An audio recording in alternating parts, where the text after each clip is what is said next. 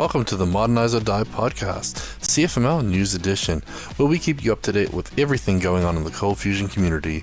We'll share the latest news on events, releases to engines, frameworks, libraries, and tools, as well as spotlighting quality content from the community.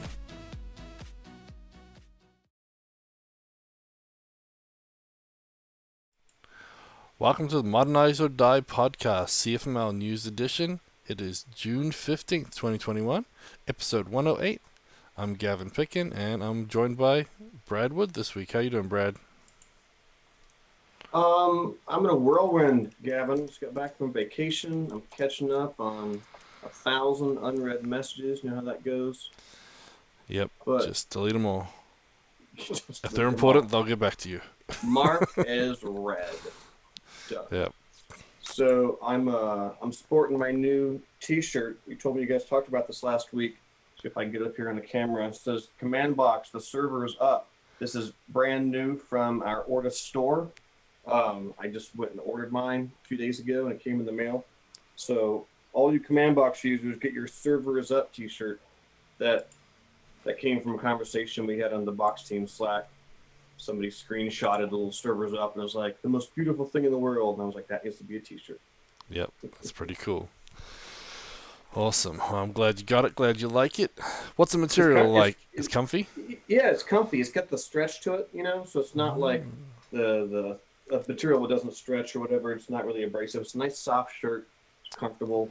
That's cool. That's one of the biggest things ordering online is you never know what type of material it is. A lot of swag shirts that you get from certain places, the materials are they're either cheap or they're amazing, and it's like, yeah, I usually give the cheap ones to other people. I keep the nice ones. Yeah, Super soft. This one's nice. It's nice and soft. So go order yours now from the Box Life store, like I did. Cool. Well, let's thank our sponsor, Ortus Solutions. They're the makers of ColdBox, CommandBox, ForgeBox, TestBox, and almost every other box out there. They make this podcast possible, providing the funding and the people, and so that's pretty useful. A few ways you can say thanks back to Ortus Solutions if you like the podcast is go like and subscribe our YouTube channel. We're over 500 now, so thank you to those who have done that. The other thing you can do is sign up for a free or paid account on CFCasts, which is releasing new content every week. And then we have a book, 102 ColdBox HMVCT quick tips and tricks on Gumroad, which you can purchase now as well. So those are ways you can have to say thanks back to Ortus Solution, but a bigger, better way even is with Patreon support. So we have some Patreon packages up on patreon.com, and we have 36 amazing people supporting us and providing 83% of the funding for this podcast all by themselves. So that's really awesome. So we have a few perks for them as well. So if you're at a certain package or higher, you actually get things like CFCast subscription for free. So we thank them, and without them, we would really be struggling to make this podcast. And thanks to everyone tuning in live right now. I see Daniel is from Riverside, California. So what's up, Daniel? Okay, so we like having the people in the live chat keeping us honest, catching us. It's going to take more than a live chat for that. Yeah, but anyway, thanks to everybody who makes this podcast possible. So now we've done that, let's get on with the show.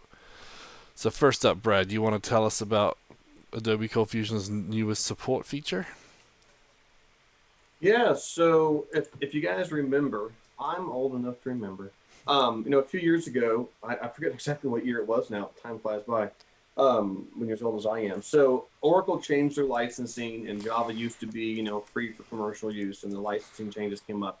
And Adobe was kind of scrambling to figure out what they were going to do, and they were talking about supporting an OpenJDK variant. And of course, the OpenJDK versions of Java are very close to Oracle. They're kind of a downstream. They get the fixes a little bit later.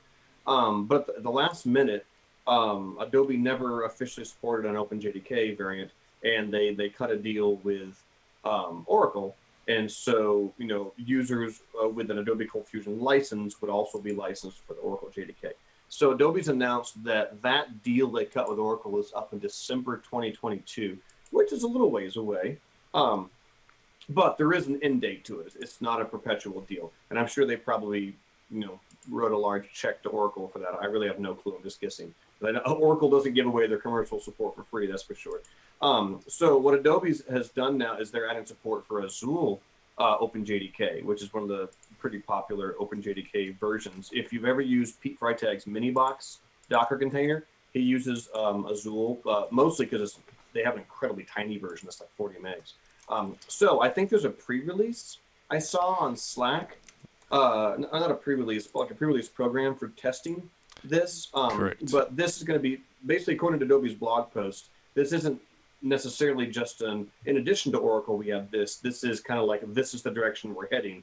And you're going to want to change, eventually. They recommend you make a plan to get over to Azul. Because eventually when that deal with Oracle falls through, but ends, you'll no longer have support on commercial use for the Oracle JDK. So at least by that deadline, you're going to want to be over on Azul. So you don't want to be scrambling, testing that at the last minute. We use Adopt OpenJDK for a lot of our stuff, which is now called Eclipse Adoptium. I would have voted for that. In fact, if you scroll down the comments, I put a comment saying, please support this as well. Because most OpenJDK releases are like 99% the same. They all get the same fixes, just a matter of, a few weeks difference, and they all have their own separate builds. Charlie just commented 1 minute ago. Yep, he's writing a blog post about this too, he said. So he's got some additional information in here for us. I'm sure Charlie is. So anyway, so that's coming. If you're an Adobe ColdFusion user and it's important to you to be on one of the supported versions of Oracle JDK, Azul does offer support like Oracle does, which is probably why Adobe isn't bothering with things like Eclipse Adoptium or Adopt OpenJDK, because those don't come with support, not in the same way that Azul or Oracle does. You can't pay them money to, with the promise of fixing your bugs. So anyway, that's something to be aware of. You can start testing that. It'll probably just work out of the box for 5% of the people out there. Every once in a while, you run into some weirdness with the OpenJDK stuff based on classes that might not be there. But it's good to see that Adobe finally kind of were able to circle back and get that OpenJDK support. I would prefer if they would officially support all of the OpenJDK versions, so long as they pass the Java TCK, the compliance test. But obviously, I think Adobe's focused on the OpenJDK vendors that will provide the same support or a similar support that Oracle did. Yeah, and it looks like their builds are certified, so they've gone an extra step to validating, that they meet the criteria, etc. So, yeah, so basically they're OpenJDK, but a certified version of it. So, so nice and extra safe, and yeah, like you said, extra support if needed. So, good to see them doing that, and it sounds like a good choice too. So, they could have picked worse. They could have picked worse. Well, there's not really a ton of OpenJDK versions out there. Yeah. I just know sometimes they make calls that I'm like, what did they do that for? So I'm glad to see they're making a decision that we can support. So, okay, so next up, we have some news on Into the Box 2021. So after much deliberation, lots of survey responses, we have decided to host this year's Into the Box live in person in Houston, Texas in September. Are you excited, Brad? I am incredibly excited. I was rooting for this to be in person for a while, just because I'm ready to get back to normal, and I miss seeing everybody. So, yeah. I know that Luis has kind of taken a leap of faith on this, because it's hard. We have a lot of people that are like, I'm going to be there. Other people that are like, no, I'm not going to be able to travel. But I'm really hoping that we'll have a good chunk of people that'll be able to be there. It's still several months away. Hope this stuff will continue to open up. Yeah. Fire up the barbecue, David says. I like that. Yeah. Yeah, no, we obviously know that international travelers are going to have some struggle. We know that certain people's companies won't let them travel at all right now because of COVID and liability reasons. So we understand that. But there's enough people that want to get out. They need to get out of their house. They need to see some people.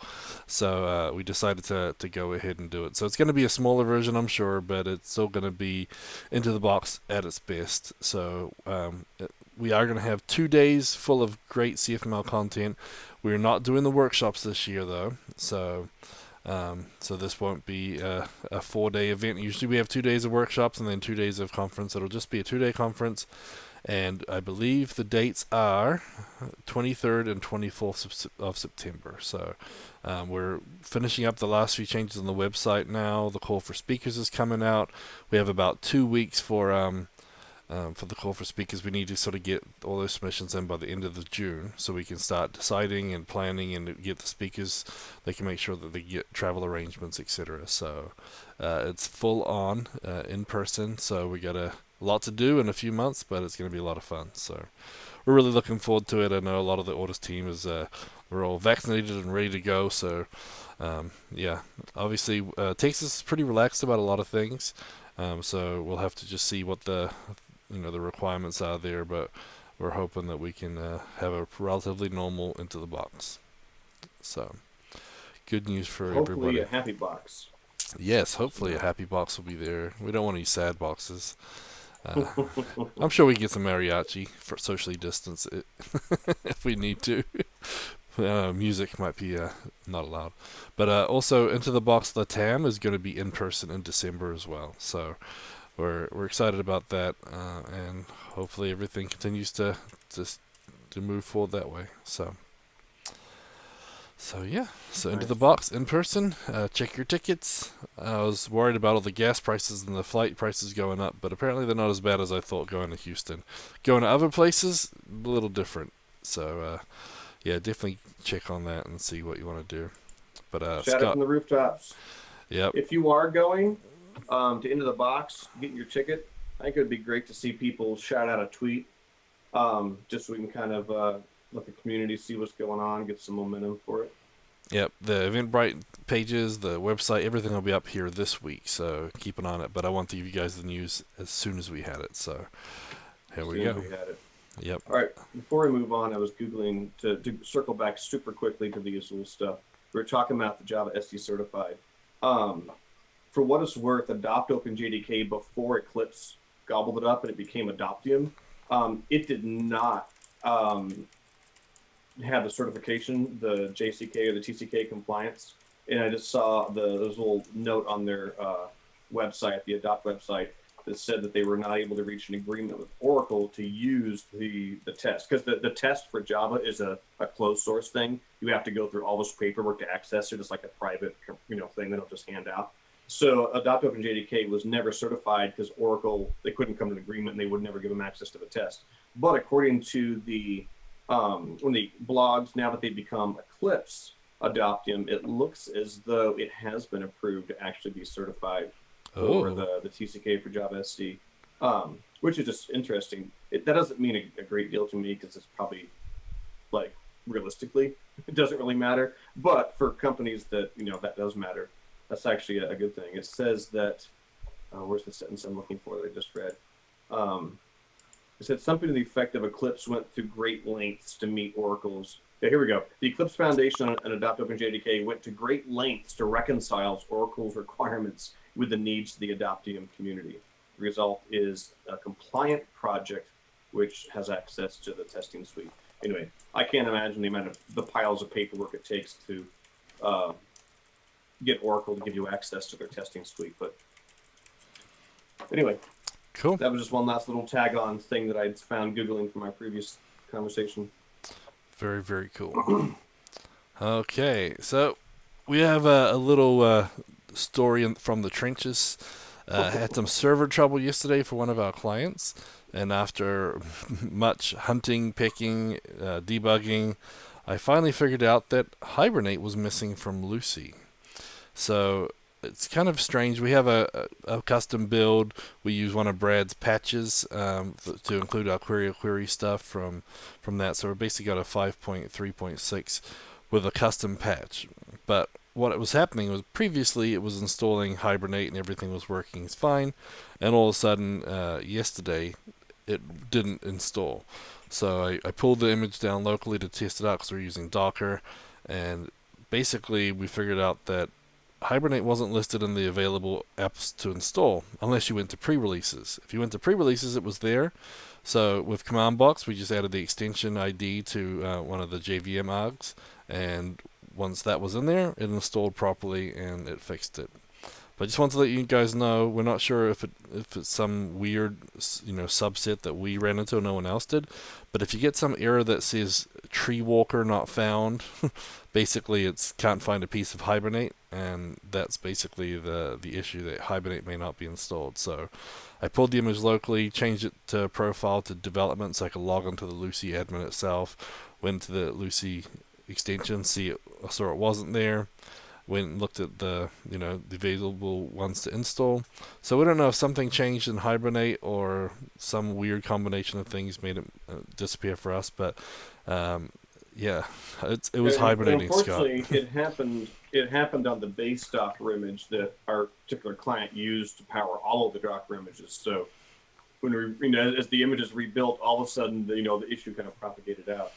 Yeah, so we have our base builds build once a week. So if something changed in the last week or so, there was a beta release of the Hibernate Lucee extension on June 8th, which, if I was to guess, I would say, I don't know how, but somehow that was 1 week ago.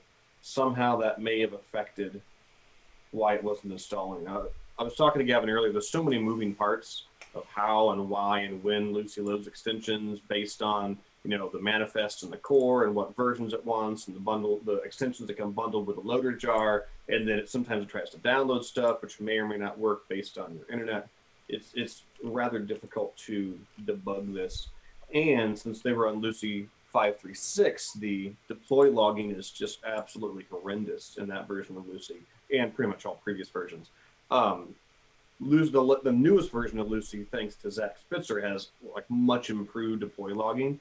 So that doesn't help us, or didn't help us, but it means that we'll get better in the future, at least as far as being able to find some logs that tell you what happens. But yeah, when an extension just kind of doesn't install, it leaves you scratching your head trying to figure out what the heck happened. Yeah. So anyway, I just wanted to let people know in case they run into something similar, and then if it's not just us, then we can obviously try and figure out why it's not happening, why it's not installing, and maybe there's something else we can do. So I just started up a Lucee 5.3.6 server. I want to see if Hibernate shows up here. Now, this does not have that patch installed that our client did. So, of course, that's one of the things that could change the behavior. Yeah. Oops, I can't spell Hibernate. It shows up for me as installed and in the list. Yep. So that doesn't mean much of anything, unfortunately, since there's so many variables that. Yeah, they may have fixed it right after that Docker base image was built. Like, it might have been a short window where our base image built without it, and then they fixed it, and so now it's available. But anyways. Wait, no. So I uninstalled Hibernate on my little test server I started, so it would go from the installed section down to the uninstalled section. Yeah. And I think it still shows up as a pre-release. Yeah. I don't think that's right. That's going to be a bug.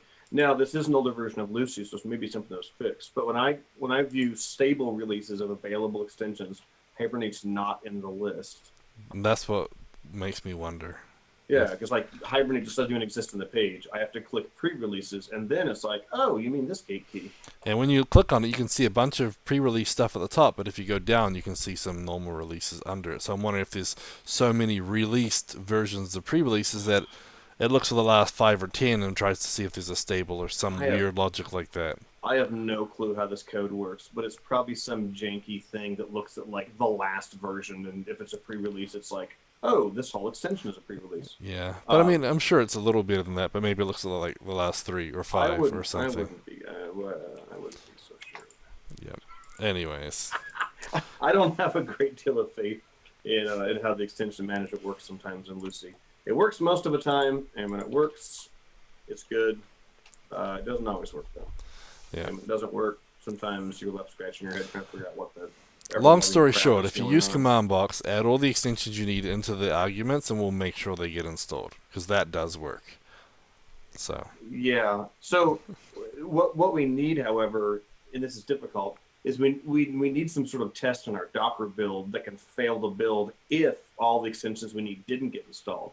But the problem is, there's not a super good way to know if an extension got installed without starting the Lucee server up and hitting a page that uses it. But or running the get extension list function to make sure it shows up. Maybe we need to do that. I don't know. But that's the thing is we run our tests. Our tests would start the server up. You would think hitting some of the tests would have triggered it. Well, our base Docker image doesn't have any tests because we have just like a base image we reuse. I know, and but that's where it installs everything. But the build for the site that was actually running, it should have run it. So I'm wondering if something changed in the test version where we ran all the tests compared to when we deployed it. All right.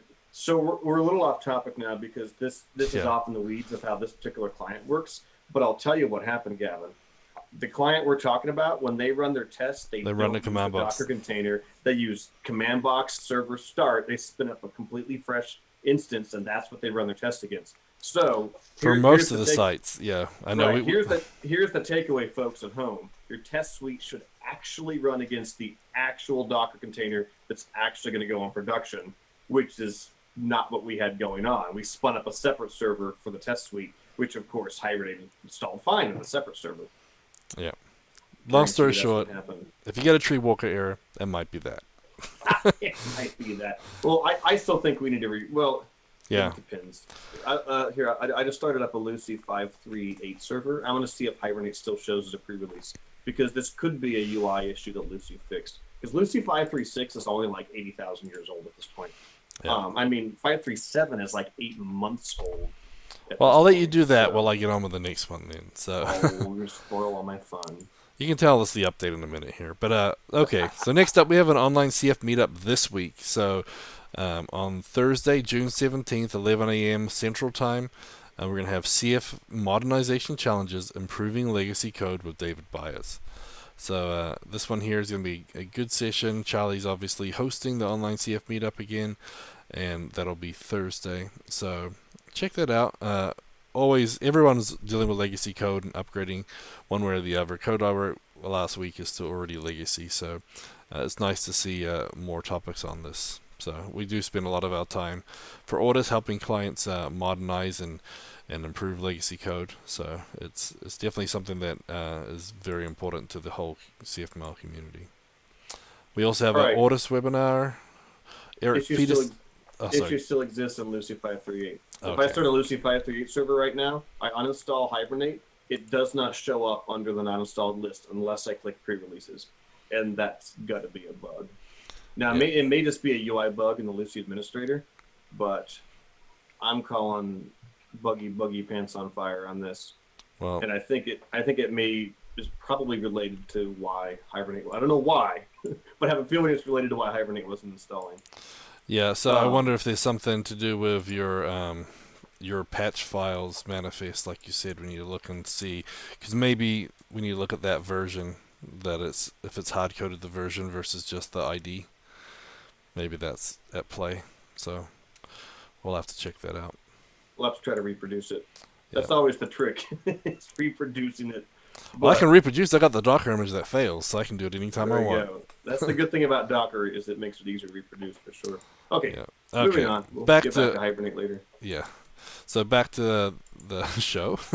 The Ortus webinar for June is coming up. So Eric Peterson is going to be talking about build a blog in 30 minutes with Quick. And this is a good timing for this as well, because we're actually going to be releasing videos for the Quick workshop over the next, I think it's the next month. So they're coming out this week with the CFCasts videos. And you'll be able to start seeing the Quick workshop. But the Quick webinar is basically like a little intro to that. Obviously, you have a little more time to go into it in the actual workshop. But this is basically a highlight overview of building a blog in 30 minutes with Quick. So if you guys like it, the webinar is just a nice feeder into the CFcast video. So. Cool. So next up, we have, just in case you missed it, Command Box Docker 3.4.0 images released last week. Anything we didn't mention, Brad, that you wanted to say? Gavin, you're hopeless. Why didn't you tell them about this? Well, I don't know what you talked about last week. That's right, you're on vacation. Yeah, I was in Branson, Missouri, living the dream in like 100-degree heat out in the sun. It was terrible. No. There's really only two things to mention about it, in my opinion, the takeaways, which are latest version of Command Box and it moves over to the new built-in environment variable system that CommandBox has out of the box. So instead of setting an environment variable called port, you set one called box underscore server underscore web underscore HTTP underscore port. That example is one that actually got quite a bit longer. Not all necessarily longer, but that's a built-in functionality in CommandBox now, and anything and everything in the server.json can be set via environment variables. And so John did it really good. So it's all still backwards compatible, should be, cross your fingers. So the old environment variables will still work until the next major bump of the Docker image, but you'll want to upgrade your builds to switch over to the new environment variable syntax, which of course he has in the blog post. So Very as cool. long as you cover those two things, that's the important stuff. Yep. And I'm excited as well because this also ironed out a few kinks in the past where a bunch of logic built into the Docker image shell scripts wouldn't always completely match the default logic the CommandBox did by itself, and you would get these like dueling behaviors that was hard to debug. But John actually removed like hundreds of lines of code of shell scripts in the Docker image and just simplified everything, and now it just passes it all on the CommandBox, and so the logic should be a lot more consistent, which was my big takeaway that I was excited for. Cool. So next up, we have a reminder, State of the CF Union Survey. Why should we fill that out, Brad? Because I will drive to your house and I will beat you. No. You should fill it out because it's fun and everyone's doing it. All your friends have done it. You're probably the only person who hasn't done it. How'd you know? And it's really fun to see the aggregate statistics across our community, and then we can all point fingers and make fun of people not using source control or not using the CF engine we think they should use. Yeah, we definitely use that information. I know a lot of different vendors are using it too, so very important. Oh yeah, Adobe uses it, Ortus uses it, because invariably what happens is, we have these internal conversations at Ortus where Luis is like, Elvis operator has a bug that's, in Adobe ColdFusion 2016, but it's fixed in Adobe ColdFusion 2018. I think we should just drop support for 2016, right? And then like myself or John Kloster, someone's like, well, hold on there a minute, Luis. Pulls up their results. I don't know. We got 40% of the community still using Adobe ColdFusion 2016. Okay, all right. We shouldn't drop support for it just yet. Yeah, so tomorrow. we'll do it next week. So there have been 309 responses to the 2021 State of the CF Union survey. We normally have about 400 to 500. So get your lazy bums over and fill that out. Tell us what you're using. Make sure to check all the Ortus products that you're using on there as well. I'm especially excited to see the numbers on Dockers, just because that's something that's been changing a lot. Hopefully they can show that Swarm's way better than Kubernetes. So one of my favorite questions, because the answers to this have been changing a lot every year, is what Docker images are you using?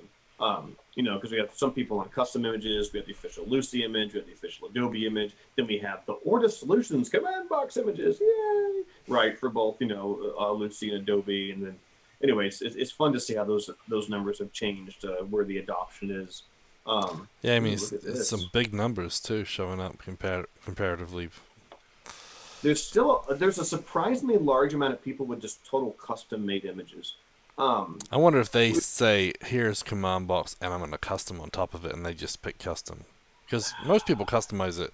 I hope that's not all from scratch. That's a lot of work. I reworded this question this year specifically to try to prevent people from answering that. So if you look at it, it says Ortus CommandBox based image, meaning if you're extending our image, if your image says from Ortus Solutions CommandBox, you should check this box. But you are right. There could be people who say custom image just because they use the CommandBox image and, of course, make their own images. We sort of expect you to. And I think this is probably a multiple select, so people may have selected both. Fair enough. The Lucee CommandBox, the CommandBox-based Lucee version has the most responses tied with just custom image. And the next one beneath that is the official Lucee image. From this, it would appear that there's more people doing Lucee on Docker than Adobe. But again, you have to take into account the skew of the survey. There's quite likely more Lucee people in general answering the survey. Yeah, and the other thing is, too, you've got more licensing concerns with Adobe with Docker. Well, yeah, and I do think licensing has probably kept some Adobe people away from Docker, especially if they have standard licenses. The official Adobe images are the least used images out of all of their responses. And again, this is a fairly small, number of responses. And there's 14 people who say they're using the official Adobe images. So that's why we need more people answering the survey to get, a larger selection.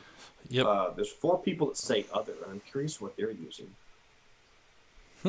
Yeah. Anyway, this Very is cool. all super useful information. I love just to scroll through here and just look at all this stuff. But before we can do that, you guys will have to fill it out. Yep. Sounds good.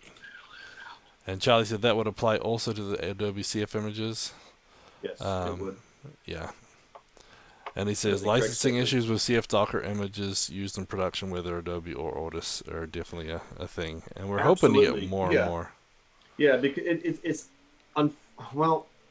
unfortunately, the licensing is a little bit worse with the command box images, because if you have a standard license of Adobe ColdFusion, you pretty much can't use command box in production, because command box does a war deployment behind the scenes, which is considered a J2E installation, and Adobe considers that to be an enterprise feature. So you're pretty much required to use an enterprise license for any kind of production command box deployment. For local, developer license, it doesn't matter. But that severely limits a lot of people who have a standard license and say, "Oh man, we love command box. We're going to put it in production." We're like, "Not with a standard license, you're not." That was something that Adobe was going to try to change for us years ago, Yeah. and it just didn't happen. And unfortunately, they were unable to make the changes they needed.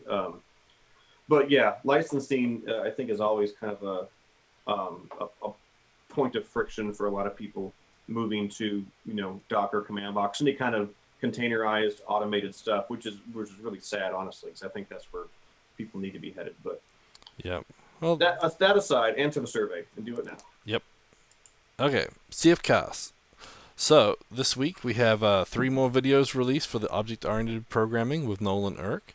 So he has Y composition over inheritance, diamond design problems, and interfaces with ducks. If you want, you can check out the first 4 videos in that series for free. We also have first one's free, baby. Yep. Get them hooked. And then we also have 3 more videos coming in that series. We have combining inheritance composition interfaces, intro to design patterns, and we have creational patterns, intro, showcase, singleton, transient, factory. So those 3 videos are going to be released later today, I believe. And then we also have the first ones coming from the up and running with Quick, the Quick Workshop series. So we have those coming out this week. And then coming soon, we have what's new with ColdBox 6, what's new in QB8, more of using DocBox, and then Logbox 101 will be starting very soon too. So lots of really great content there. Remember, not everything is paid. You can log on, sign up for free, and then there's a lot of great free content there as well. Obviously, we have a good selection of premium content, which we have a small subscription fee to get that monthly. And if your subscription to Patreon is bronze or above, you get a free CFCast one built in. So that's where it's at, folks. The Patreon bronze or above gives you CFCasts and much, much more. Yep. So a lot of great content every week. We're dropping new content there. So keep an eye on it. So we'll give you the updates as we go. Okay. Conferences. So this coming up, we have Adobe ColdFusion Developers Week next week. So remember, no podcast next week because you should be watching a session from the conference. So the agenda is now on the site. Some of the tracks even have the descriptions as well. So if I can pull that up, I'll show you while we're talking. But there's some new faces on the speaker list. Looks like they're pretty much filled out almost every session. So there's, I think, 4 or 5 time blocks, 2 tracks. So a lot of good stuff. Remember, it's free to sign up. It's going to be next week. So you see there's different tracks. You can see the descriptions by clicking the little plus button on the far right hand side. And so you can find a little bit more detail about the sessions. So yeah, it looks like 1, 2, 3, basically 3 or 4 on each of the days. And then there's 2 tracks. So yeah, a lot of good content. As you can see, some of the new faces here that weren't up there previously. I recognize most of them. There's a couple of new faces, but most of them are the tried and trues. So a lot of good content. Definitely worth signing up for. Can't beat free. So, and apparently they have lots of prizes and vouchers and stuff you can win through their little virtual conference setup too. So, curious to see how that is set up. But that's going to be June 22nd through the 24th online.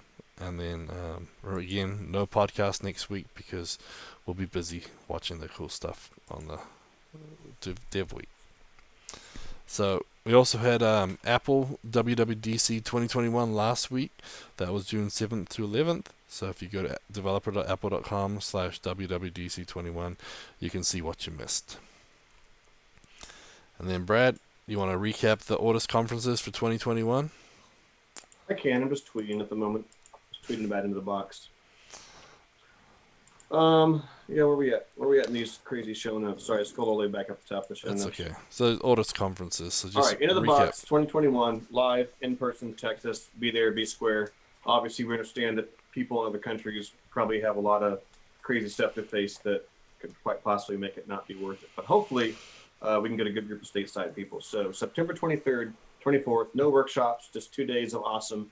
Call for speakers is coming soon, and we'll be sending that out along with the registration information ASAP. So Into the Box Latam, Latin America, down in El Salvador. Will also be live in person December 2nd or 3rd, 2021. So we're confirming those dates right now, and that will be our Spanish conference. And if I'm lucky, maybe I'll get a chance to go down to that one this year. I don't know. We'll see how the travel is. You've been working on your Spanglish?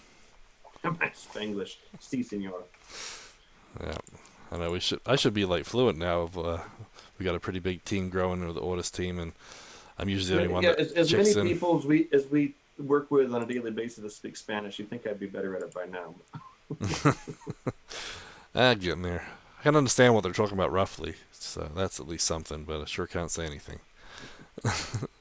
So that's a breakdown of our conferences. If you need more conferences, remember comps.tech is a great site for listing tons of conferences from lots of different genres and locations. Okay, so next up, we have our blogs, tweets, and videos of the week. And we're going to start with a two-part series from Will de Bruin, and we'll share the screen for this. But basically, he ran into a problem where they had a really good amount of code, and the sites were working well, and they wanted to reuse the code for multiple customers. The only difference is they have their own database where their data was stored. And so basically he had two ways he wanted to work around this. We can either deploy a new application for every customer. For a small amount of customers, this might be acceptable. Or for the base URL, they can detect which data source they need for which customers. And so basically, this two-part series is him working out how to use a dynamic data source based on the URL. So he started with the sort of general queries where we have query execute, and those different things. And so basically, a lot of times you just have to add the data source and change it from this data source to that data source, and it may be a setting you have. The hard part, he said, was when you have a default data source in your application CFC. That means you had no data source on all your queries, etc. And so you had to basically go and add that. And obviously, if you're using QB, which was a sort of a starting point, you have this extra options similar to query execute where you add the data source into that, and so it wasn't as pretty. And so they came up with some interesting things where they used an interception point of pre-QB execute, and so basically he made it a little interceptor that did all the hard work for him when he's using QB. So basically it looks at the data source, gets a private value of the main data source, and then basically if it doesn't have the data source key, then it adds it, which is pretty neat. So I'm curious, and I think Bill's in the chat, maybe he can answer. I'm curious why he didn't just change the this.data source, the default data source in the application.cfc, because that runs on every request, and if you just look at the host name and just set the name of the data source you wanted, then you could just leave the data source off in QB and let QB just do its generic thing. I'm curious if that didn't work, or if there's a reason. Maybe the logic that aside the data source was something that couldn't run until it was inside the cold box, so it was too late for the application at CFC. I'm just a little curious about that. Yeah, I know it's kind of a tricky one. The other one he has, step 2, was looking at basically ORM, which was a big headache compared to QB, because with that Always a big CFORM, you have to sort of basically hard code it in the application when it starts up. You can't dynamically switch it very easily. I think Luis did find a way to change that at some point. But basically, when this blog post, he walks through the process of, explaining why you're locked down, basically with the CFORM, and why he went to Quick. And so Quick basically gave him 3 different ways to do it. And so he had 3 different ways. Option 1 is using instant ready to be able to get the data source. And then you can override the new query method. And I thought it was pretty neat. And then using interception QB execution as well. So it looks like the same fix would actually work, because Quick underneath uses QB, and so that still works. So that's pretty interesting. So just one of those things. A lot of people like to pull their code and have it work differently from different customers, but all inside the same application. So yeah, I thought it was pretty interesting. So some interesting blog posts there from Will. Okay, now next up we have one from Ben Nadal, and so this one is actually about his email tool that he's been building. And so he actually released a 2018 ColdFusion 2018 compatible version of his custom tags DSL for HTML emails. And the main reasons why, these are the compatibility issues that he ran into. So I thought this might be a good guide for anyone, even if you're not worried about Ben's custom tag emails tool, but basically a way to show, show some of the differences and why you may not, why you want to look at certain things when you're switching from one to the other. So I thought it was interesting too how he mentions that Lucee has nicer iteration values, nicer tags and script syntax, and then their get base tag metadata is fundamentally different. And so Adobe has some errors and compilation issues, etc., like fat arrow syntax for closures, etc. So anyway, so if you've been following along, he explains it in a little more detail in this blog post. But if you're on Adobe 2018 and wish you could use this module, now you can. I thought that fat arrows do work in 2018 so long as you're on update 5 or 6 or later. Yeah, he said specifically in closures though. So I'm not sure if that... Well, he said Adobe ColdFusion 2018 doesn't support fat arrow syntax for closures. Yeah. And as of update 5, I thought it did. And as of update 6, I thought pretty much all the bugs were out of it. Oh, well, maybe Ben just has an older version. It's probably because he has an install on his machine, not command box. Ben Nadal does use command box, but I don't know if he uses it for Adobe ColdFusion. Maybe I'll add a comment and ask him about it. Now, there may have been a bug in it, but in my experience, Adobe's fat arrow syntax or support is actually better than Lucee's at this point. Oh, really? Yeah, when Adobe first rolled it out in update 5, it kind of sucked. I put in like 7 tickets. Of course. They fixed all of them in update 6, and I haven't found any problems in it. Lucee still has outstanding issues in their fat arrow syntax that they haven't fixed now, which pisses me off. But yeah, so maybe he was just on an older version. I'll ask him right now in the comment section just out of curiosity. I'm curious if there are any other bugs I wasn't aware of in Adobe's fat arrow. Yeah, maybe. It might just be the version he's using on his servers as well, because I know obviously Envision uses Adobe, and then he uses Lucee locally at home or on his personal stuff. Okay, so next up we have another one from Ben, and this one is actually talking about using Launch Darkly REST API to update a rule configuration. So this one's kind of interesting because it shows how you can interact with an API from ColdFusion, and I always like the way Ben breaks down his approach. And so basically he builds a little architecture, and he likes to abstract things out, And so he basically pulled out into 3 different things: a REST HTTP client, a REST gateway, and then a REST service. And so one of the things I really liked in here, though, is in his HTTP client, he actually has a, try HTTP call with retries, and the retries will automatically try it so many times with so much of a gap between them, which I thought was pretty neat. So you can see he's got this little app here, and then basically makes a call to add a subdomain rule, and then he can remove a subdomain rule, and he works through it. So you can basically add these rules. And so he's got the service, and he's got some methods, passing keys and subdomains. And the retry stuff, is that something that's built in, or is that something no, you just wrote? he wrote. Let me find it real quick. Yeah, I told him I'm cool. gonna steal I'd it. actually wondered about a built-in feature for that. I noticed the other day I was using like an ant build or something. I was using just one of the basic built-in ant tasks that'll go get a URL. And I noticed it would try it like 5 times before it would quit, just in case like the server was offline or there was a problem. And it was just kind of an out-of-the-box functionality, I believe, of that ant task. And I was thinking like that could be a useful feature. Now, obviously, you'd only want to do it for like idempotent URLs. If you were sending a post to an API, you wouldn't want to retry it 5 times. You might create 5 orders or something.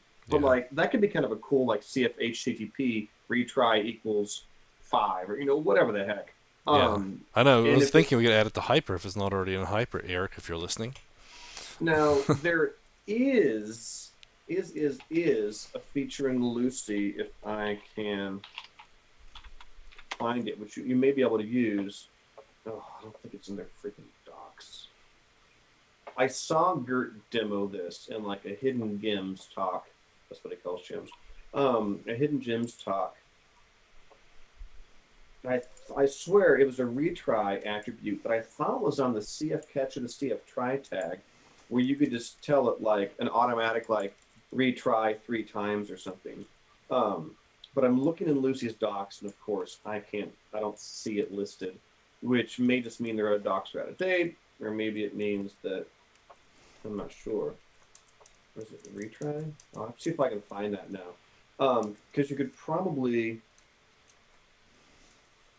Okay, maybe it's the CF retry tag that I was thinking of.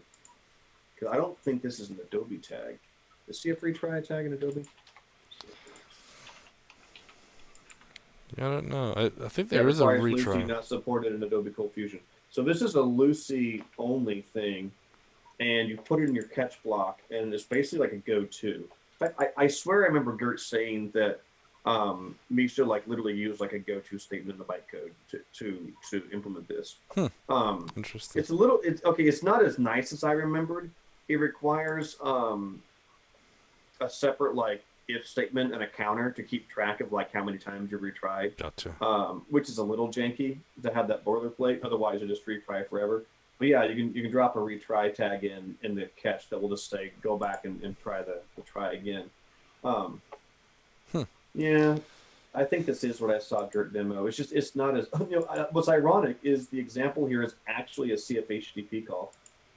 Yeah. But anyway, I think it'd be kind of cool to have a retry, just as a first class feature to CF HTTP for stuff like that. But anyway, so it's a bit of a side thing. It's just something that I thought about before that Ben talking about that jogged my memory. Very cool. Okay, so we have a couple of blog posts from Adam Cameron. So there's one where he's using TDD when adding new code to existing untestable code.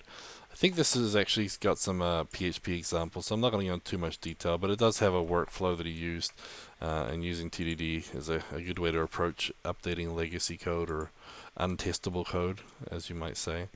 So we'll share that for those who want to dive deeper. And then we also, I think it was a week ago, we talked about messing around with mixins. Were you on that podcast, or was it Eric? No, but I was in the conversation on Slack that spun his blog post out. Okay, yeah. So he had 2 more parts basically to that section. So we'll share those there. But basically experimenting with different ways to do mixins, different results, and then obviously Adam giving his opinion on what he likes and doesn't like. And it all started from mixins and should you be using them or not. And it's kind of interesting. I mean, obviously we use them with ColdBox, but we try to use them in a way that's performant and it makes sense. But a lot of times you should really be using a utility if you have something which things need to share, because obviously mixing the same functions, and especially if you have a large number of them, into every CFC you use can really bloat your CFCs pretty quick. Yeah, So, I didn't. This is right before I went on vacation. I had intended to put in a ticket to look at adding this as a first class feature of Wirebox, because the code to do it isn't that interesting or isn't that complicated. I don't really care for the use case in general to begin with, because part of the Slack conversation was me asking, because Adam didn't start the conversation, but appeared to be familiar with the code base the question referred to.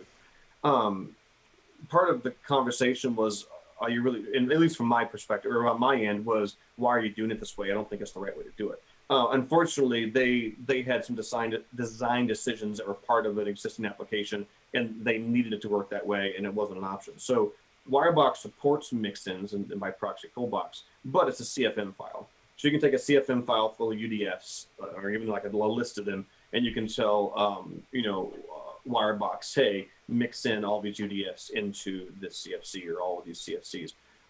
What the user in question wanted to do specifically was take all the UDFs from another CFC and mix those into a whole bunch of CFCs. But they didn't want to use inheritance. Well, they couldn't use inheritance because they had like 3 or 4 CFCs full of UDFs, and they wanted all of them to be mixed in. And there was no kind of inheritance chain between them. There were more, I got the feeling, like utility methods. And they just wanted them all just to kind of magically be a part of everything. And so we had talked about the virtual inheritance behavior of Wirebox, but Wirebox's virtual inheritance only allows you to virtually inherit from one superclass. So at most you could get 2 superclasses, one using the actual extends attribute, the CF engine implementation, and then one using virtual inheritance. But they wanted to have a whole like mess of CFCs that they just shook upside down and dumped all the UDFs into all their other, services. so at that point you're like, yeah, why are you doing it this way?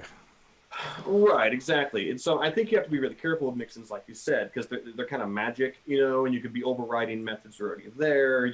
There's questions of our developers, where are these magic methods coming from? But they, this particular user insisted, regardless, we have to do it this way. It's just a design decision. It's a requirement that we do it. So, could they edit the original CFCs? I'm sorry? Could they edit the original CFCs? Did they or could they? Could they? I believe so. Because what I've done before where I needed something shared between multiple CFCs is basically extract them out to a CFM and then include them in both. Yeah, there's probably several ways they could do it, but I think based on what they had set up, and then it may have been from another framework, I'm not entirely sure. It's one of those Slack conversations where you don't really know all the details. Yeah. You just know what the overarching requirement was. But basically, in the Slack conversation, I had said, yeah, I mean, you can do it. It's not even that much code. UDFs are they're like variables. You can pass them around like arrays or structs, and you can inject them in. So, yeah, Adam went to his blog and mocked up, what it would look like to do that.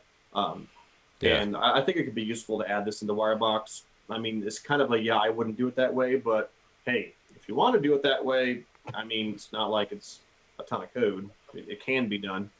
Whether it makes sense is a different conversation, but yeah, for sure. It was a fun conversation either way, just talking about what are all the tools you can use and what's the right way. Yeah, so Adam wrote 3 blog posts on it, and each blog post is basically a book. So if you need something long to read, you could go through and look at all the different mental exercises he went through with that. So, but yeah, it's definitely interesting. So we have a new blog post from a new person. I think we've seen a couple of his, Mark Brockenstead. And so in this one here, he was wanting to basically figure out, refactor a common function in the CMS platform he's working on. Basically, he wants to mock a query so he can use in his test box and test suites. They're using Is this the person who's using QuerySim? Yeah, he's using QuerySim. Yeah, I saw this question on Slack, but I didn't read the whole thread. So he wanted basically a null for one of the columns, but he couldn't do it with QuerySim, so Luis, fix it. But long story short, this is what Adam, I assume that's the outspoken chap from Europe he's referring to, basically gave some code. But basically... The outspoken chap from Europe. Well, he's in Europe. He's from... Yeah, Adam will probably take that personally because he is from Australia. He just No, happens he's to not. live He's from New No. Zealand. You Oh, clown. dang it! They're all the same thing, aren't they, Gavin? I mean, what would you Yeah. know about that corner of the world? Well, if I said you were from South America No, or Canada, you probably wouldn't be too impressed with me either. So North America. It's close enough. yeah, It's all this side of the world. Yes, you're correct. New Zealand. Um, but yeah. Anyway, so this is what he provided. So he basically had this little null function that you could put into the query new, and basically it just calls a function called null, and it returns nothing, which is null. So therefore, calling this actually returns a ColdFusion null, not a Java null, but a ColdFusion null, and that does the trick. is there a difference? Theoretically, I think so, I don't but think there is. I don't know, because you can use JavaCast null, but yeah. So Anyway, here's the thing. If you're on Lucee, don't use any of that. Use null value, which is a built-in function that does this. Lucee Right? has that Adobe doesn't, because Lucee is freaking amazing, and they think of these amazing things that save you time. So if you're in Lucee, you need a null value. It's a built-in function. If you're in Adobe, you have to use the JavaCast crap, or you have to write your own UDF that just doesn't have a return or has an empty return. Yeah. But either way, yeah. As far as the ColdFusion null versus a Java null, I don't believe there's a difference, unless you're talking about like not having null support active and nulls turned into empty strings. Well, that's definitely what he had here, because he didn't want to turn the Java support for not Java, the ColdFusion support for null, because it would break too much stuff. But Right. anyway, long story short, this works. So then I think we should add something like that into it for you there. Well, because I saw the conversation, and my first thought was we could add a placeholder into query sim that, when found, we would replace with an actual null. Yep. But I mean, We could just have a mockbox function that does the same thing. Whenever you're parsing strings, you always run into the issue where whatever the special placeholder is that means no, really, I want a null. What if somebody wanted that actual exact text in there? How do you tell the difference? But if you make it something fairly arcane that is not very likely, because query sim just takes a string, it just parses it as a list inside of a list. So to turn something into a null, you have to be a special sequence of characters that could never mean anything but a null. It would probably be okay. I've never ran across this before. Now, I've usually just relied on them being empty strings, but sometimes you do run into a weird case where you actually need to know from the database, was the column null or was it an empty string, because it can have two different meanings. Yeah. So nice little exercise though. Yep. So next up we have a blog post from Charlie, and this is a pretty funny one, because in 2016 and previous versions, if you had yes or no's and you tried to serialize it using serialized JSON, basically it would turn it to false. So I have one of my sites for an old customer where they have a lot of names in their system, and so a lot of these doctor names, they were Dr. No. And so everywhere that Dr. No showed up in the system using my API would be Dr. False, and they were not happy about this. And so basically 2021 and 2018 now properly handle those things. And so they don't actually convert them to Booleans anymore. You can actually solve that in 2016 as well. And Charlie put some information here. And basically it all started with a question of this bug ticket. So to be clear, this is nothing new though. This is just kind of talking about something that's been around for a while. Well, it's saying that it's fixed in 2018 and 2021, and you can actually. Right, but it was fixed like 2 years ago, right? I mean, this isn't like new news. This is just a recap. Yeah, basically. But I just, I don't know if some people actually knew that it was fixed and which versions it was fixed, etc. So. I have a blog post I had done a few years ago before they fixed it, explaining why JSON serialization always worked in Lucee the way it should, and why it didn't work in Adobe ColdFusion the way it should, which was the core of this entire problem. Which all goes back to everything being stored as a string, all simple values being stored as a string in Adobe, whereas Lucee preserved those native Java-lang double types or Java-lang Boolean types, so there was no guessing. And I was very pleased when Adobe made the change. The set metadata workaround in 2016, I always thought was a terrible, ugly band-aid on the side of the original problem, which was throwing away the data type in the first place.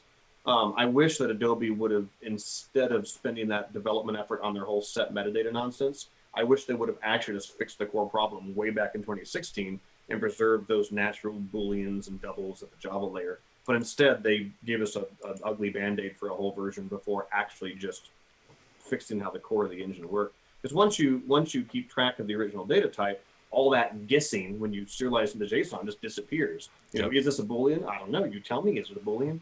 Anyway. It's got to help performance too, because you're not checking types all the time and guessing. Oh, absolutely, yeah. Because every simple value would have to be tested and say, you know, does this appear to be a number or a Boolean? And that's why every once in a while you get some strange numbers that actually look like dates when they shouldn't never look like dates and stuff like that. I mean, it's just ridiculous. Oh my gosh, yeah. ColdFusion's is this a date logic has also been a thorn in the side of many people. That will, you know, you say, you know, if is date returns true, parse it as a date, and you wind up with some really funky strings that can technically be converted to dates. But yeah, that's the double-edged sword, I suppose, of such a dynamic, loosey goosey language when it handles data types. Yep, and Charlie agrees it's definitely ugly, the set metadata. And he says he did write it because it was coming up in conversation. Online resources were showing old information. So makes sense. I mean, I have heard people talking about it somewhat recently, but they were people still on like really old versions of Adobe ColdFusion. Yeah, unfortunately, and it was like, if you'd update, this problem would go away for you. Yep, that's what updates are good for. And the Lucee people were like, we never had this problem to begin with. I don't know what your problem is. Yep. Okay, next up we have Find a Job, and this week we have 6 jobs listed on getcfmljobs.com. So we have a ColdFusion developer, and I don't know, is it Creevy Corolla? I don't know. It's probably looks almost Frenchish. We have a ColdFusion developer in Fort Washington, Toronto, Ontario, and Canada. We actually have another one there. I wonder if they're the same or not. We have another senior ColdFusion web developer in East Norriton, and we have a senior software developer at Remote. And this Remote one I know is special because it's for Ortus, so you can find out a bit more information about that job. And we should have another Ortus position as well. So we have that senior software developer in the US, and we also have one for our El Salvadorian friends. So if you want to join the El Salvadorian team, we have a position available for that too. So if I share the Ortus site under About-Us Careers, you can see we have this position, Senior ColdFusion Developer. And again, we mentioned the U.S. time zone availability is a must, and a U.S. citizen, resident, or a work visa is a must as well. And then we have the El Salvadorian. So you can check your Spanish here, Brad. I can, yeah. And one of our friends was... This one from Missouri. I grew up in Missouri, and I've never heard of this city name. It's Creve Coeur or whatever. It's a suburb of St. Louis. It's hilarious. I can't believe I've never heard of that. I'm so uncultured. Yeah. Oh, jeez. I mean, at least you guys study geography. I mean, we didn't do any American geography, so I'm surprised I know where I live. But you know, I went to St. Louis a lot growing up. It was kind of one of the closest big cities. I've probably driven through this city. I just never learned the name of it. Yep. So yeah, some good job opportunities there. So getcfmljobs.com, and again, we have 2 on Ortus. Yeah, hopefully you can jump in and start a process there and get some interviews. And we'd like to see some new faces on the team. We've had some new ones lately, and we love it. Okay, so next up, we have our ForgeBox module of the week. And this one, I'm surprised we haven't covered yet. So we are going to be talking about Mintifier, the state maker. We have never talked about Mintifier? I know. We've been starting to slowly repeat some of them. Basically repeat some of the older ones that have had massive updates in our ForgeBox module of the week. Because not everyone's going to go back and listen to all 108 episodes like crazy people that I would be. But yeah, so let's talk about Mintifier. So Mintifier, the state maker, basically helps you transform your business objects into native ColdFusion data structures with speed. And so it's great because it injects itself into ORM objects and business objects alike. It gives you this get memento function. So basically, if you call get memento on any of these objects, it'll actually give you back like a struct of data, JSON friendly style. But it's basically a ColdFusion data structure, and it has all the properties and the relationships that you want, and basically into a structure of array and structures. The cool thing is it automatically detects ORM entities, and this even works with Quick now, so we use it all the time. Like a quick integration. Yeah, it really does work really nice with Quick. So there are settings if you want to change some stuff. You can actually set up, formatting for ISO formats, date masks, time masks, etc. But yeah, basically, as I mentioned, you can put a whole lot of detail into it, but you can choose the columns if you want to have the defaults. Maybe you want to hide stuff like passwords, so your bcrypt password hash doesn't get spit out, etc. So you can have default includes, you can have default excludes as well, so you can exclude the ones you don't want to show. You can even have nested includes, so role.role name will actually go out to the role relationship and get the role name from that. So this is really powerful. It has a lot of cool features, and it's really easy. You just plug it in and start using it, and then if you don't like what you get back from it, then you tweak it. Yeah, I mean, the nice thing about Mintifier is like the out-of-the-box functionality just works. It's really great, and it can reduce a ton of boilerplate. I mean, if anybody's ever built an API and they're using, object-oriented development to get CFCs, they've written some sort of function that loops over all the properties and builds out some JSON representation. So the out-of-the-box functionality of a Mintifier, you can just drop in and start calling get memento. But then anything that you can possibly think of that's like, oh, I wish that default behavior was slightly modified, Luis has probably thought of it and there's probably support for it. As far as the includes, the excludes, the nested relationships. And we use this for all of our stuff. He said we just added time zone translations and profiles now, so you can have output profiles. Profiles new. What's that? So then you can have different profiles. You can have an export profile, and so that has different information. So you can say you want to use this profile. Two different representations of a user. Then. Yep. So if you want to, you can have. Basically like a slim, you could have a slim lookup, which is just basically for a user, you may have, first name, last name, email, but you may have a full one that has all their, their social media links and websites and all that different stuff. I like that. Yeah, because maybe your API doesn't include sensitive information like passwords or IDs, but you want to have an export feature, which is just everything, for internal purposes only. You can use that export profile. That's really nice. I'm telling you, whatever you can think of is probably built into Mintifier. Yep, I like the results mapper too. Yeah, quit writing your custom logic to create JSON representations of your objects. Yep. One of the coolest things about the Mintifier, in my opinion, is how we just talked about mix-ins, right? We talked about mix-ins earlier. It uses mix-ins so that magic little get memento function just automatically appears in all of your CFCs without any boilerplate on your behalf, other than just configuration on top of the defaults. So you just install, and this is the whiz bang of ColdBox, right? Is box install Mintifier, boom, your user CFC now has user.getMemento. Yep, and all my quick objects automatically have mementos available, and they spit out every single property that I've defined in it automatically without having to do anything. And we can just throw it into a response object saying set data this.getMemento, or if you have a list, you can even do as memento.get for quick, and it'll make all the items in the array into mementos already, so you don't have to map over it. That's pretty cool. Yeah, it's really sweet. But I love how you just get this drop-in functionality. You only find this stuff in ColdBox, people. You don't find it in your homegrown framework. You don't find it in Framework 1. Where else can you just box install Mintifier? Every CFC in your app now has a get memento method that does whatever you need. Yeah, I really like the fact you can pass in flags to install this, include this relationship or get that one, and it'll actually know to be able to go and, go out to that object's get memento with its defaults to get its data too, and you can override it's defaults. Recursive.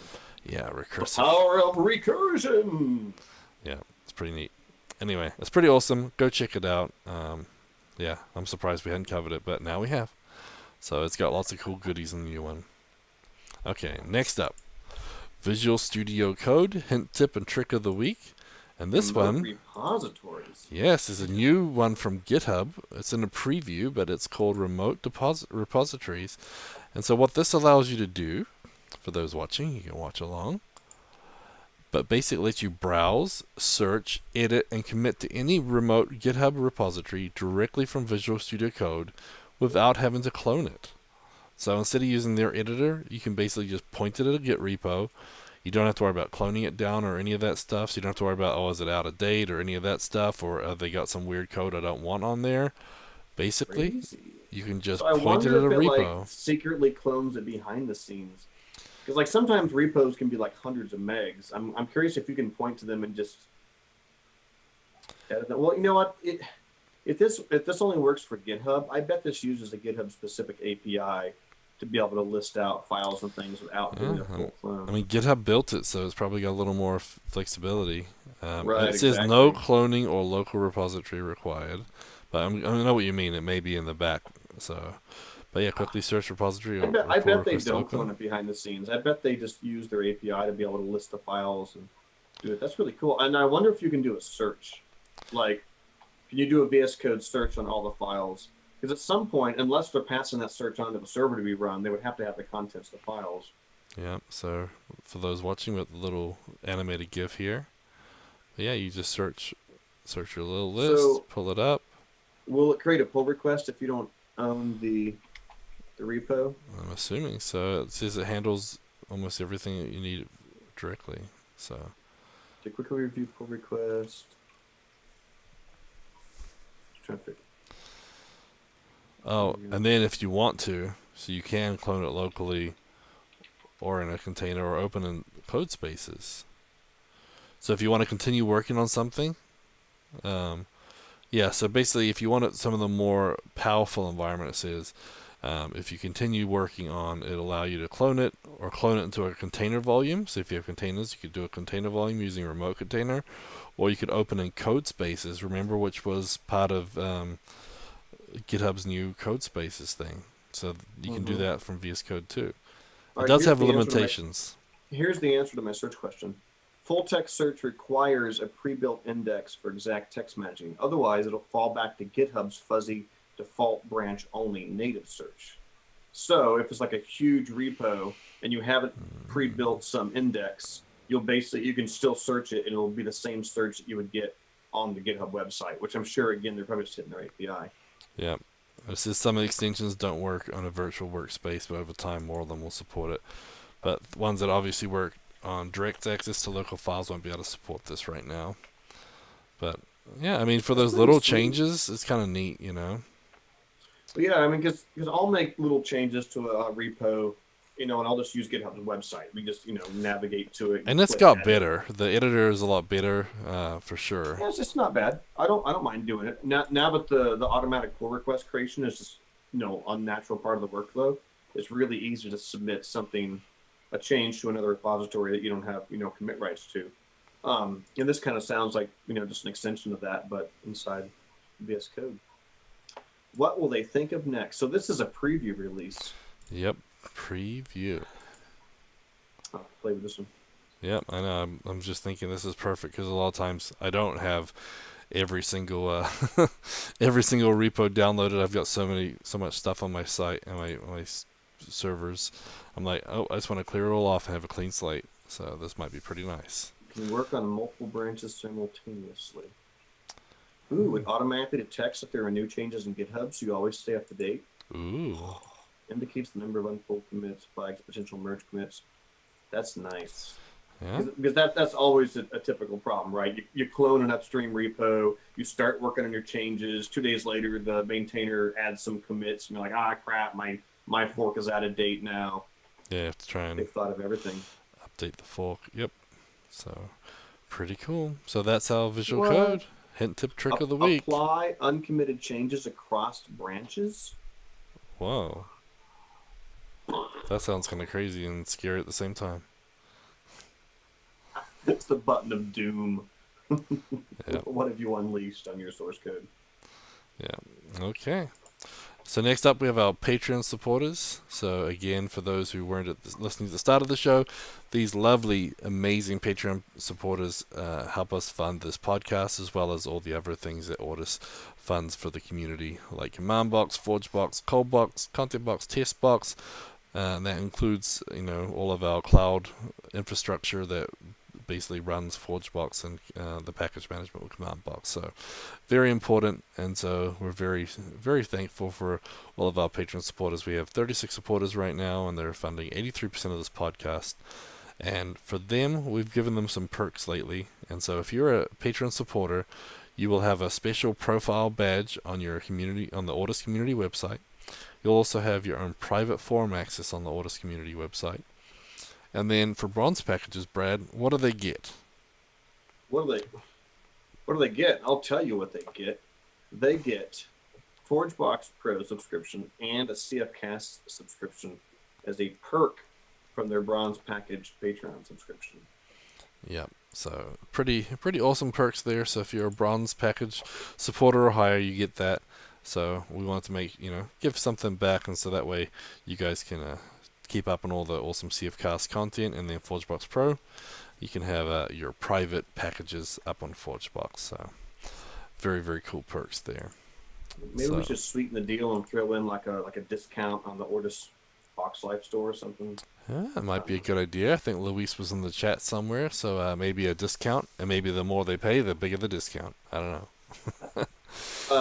We should just have like a free T-shirt of your choice for like one of the the bigger Patreon goals. Yeah, there's some nice packages there, and we try to support all supporter levels. So you too could have the sweet Command Boxes Up T-shirt. Yeah, for sure. Okay, well I think it's your turn, Brad. You want to read off the names? What? Just because I'm on vacation for a couple weeks. Now you're going to make me read the names.